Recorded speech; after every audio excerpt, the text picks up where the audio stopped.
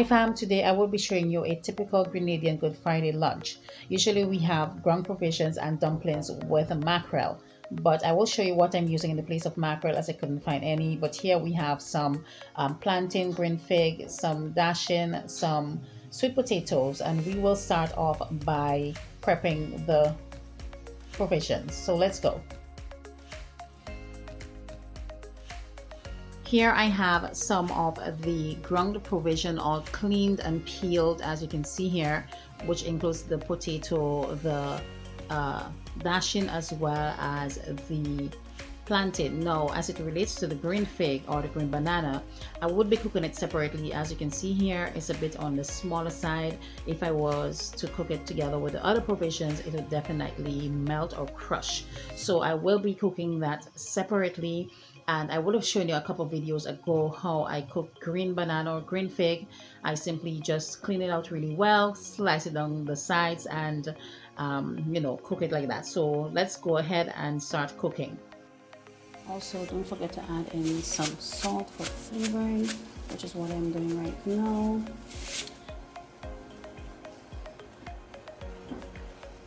And just a little bit of olive oil to help with the stains. Alright, yeah. Next we're going to cover the pot and allow it to cook. And I will come back and show you when the water for the other provisions or the rest of the provisions are boiling and it's ready to go inside.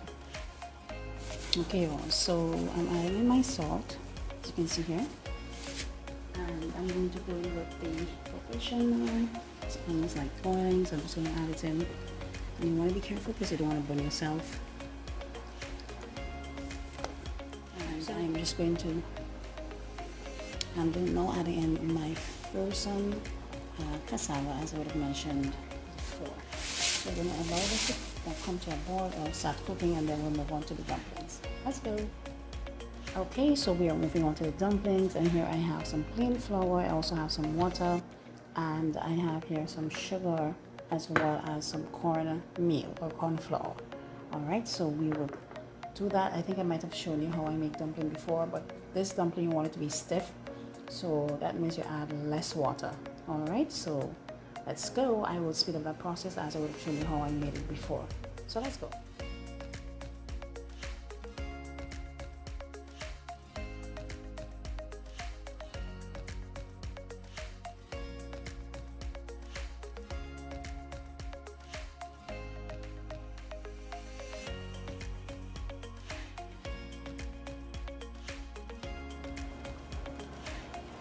Okay, so it's now boiling, so we are going to go in with our dumplings.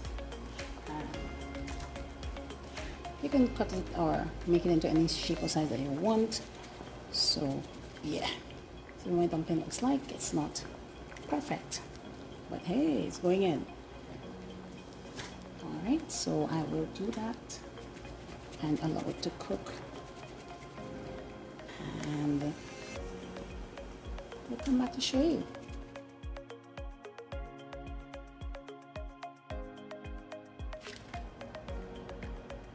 Right, so usually, as I said before, we would use either salted mackerel or saltfish. I'm smoking sometimes, but today, because I couldn't find mackerel, I am using smoked herring. Alright, so smoked herring, then we have here some onion, we have tomatoes, we have some pimento peppers, and we also have some sweet pepper or bell pepper and garlic. And of course, you cannot do that without some green seasoning, so I have that as well. So next, what we're going to do, we are going to scald or boil this. Yeah, we're going to boil it for a couple minutes just to extract some of the salt. And another way of doing that is to soak it as well, but I also want to get rid of the bones, and because of that I would have to boil it so that the bone is more easily extracted. So let's go.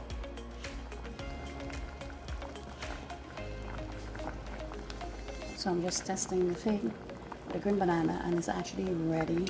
So I'm going to remove it from the heat and drain it and allow it to cool.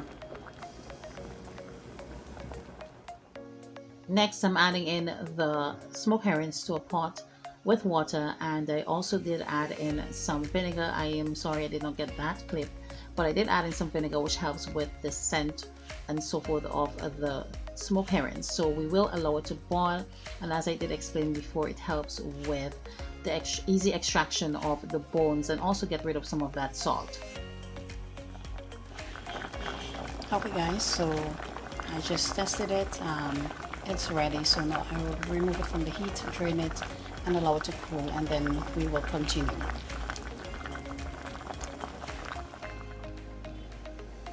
Okay, so guys, this is what our seasonings look like, including the tomato. Well, this is just a green seasoning, but I did cut them up, and yeah, they are basically ready to go. So the smoke iron is still going, and once it's done, I'll come back to show you the next step. Alright, so our smoked herring is finished. As you can see, it's coming apart. This is what we want. So next I am going to remove it from the heat, drain it out, add some cool water to it, and allow it to cool, and then we'll move on from there. Let's go. Here is the smoked herring all done, and I want to point out here that I actually end up using all of the smoked herring simply because smoked herring, when it boiled and you would have taken off the bone, it basically has very little flesh, so I add in all of that and I did clean them. Next, I'm going to set that aside and move on to sauteing our seasoning. So here in my saucepan, I'm using some coconut oil, and I was generous. I will leave the link to the correct measurements in the description box below so you can have a look. Now, the reason why I am using coconut oil is because of the flavor that it gives the smoked herring, especially. That flavor would definitely have you going back for more and more. So once I add in the oil, I went in with the garlic and onion as well as some green seasoning. You know how we love that here. Next, I followed up with the bell peppers as well as the pimento pepper. Once you have added all of these ingredients together, you want to give that a really good mix.